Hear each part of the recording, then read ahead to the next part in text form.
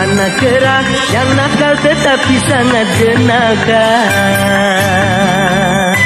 Pergi ke tepi pantai, tujuannya untuk bermain-main. Ia pergi sendirian, tanpa setahu induknya.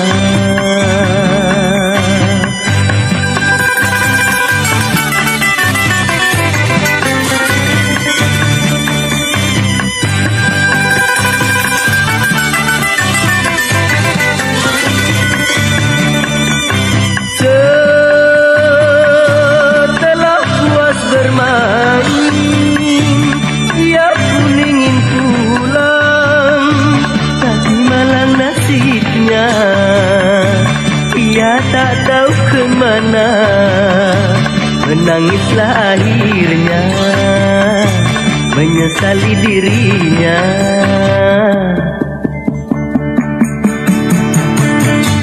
Ketika itu lalu di sana seorang nelayan, anak kera jenaka, kemudian dibawanya bersama, dibawa ke dalam hutan, tempat asalnya semula.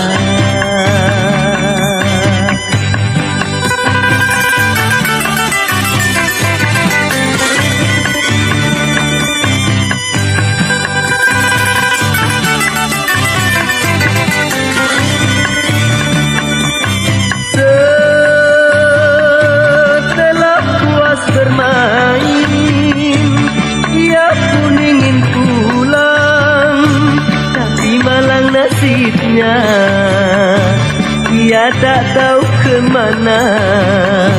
Menangislah akhirnya, menyesali dirinya.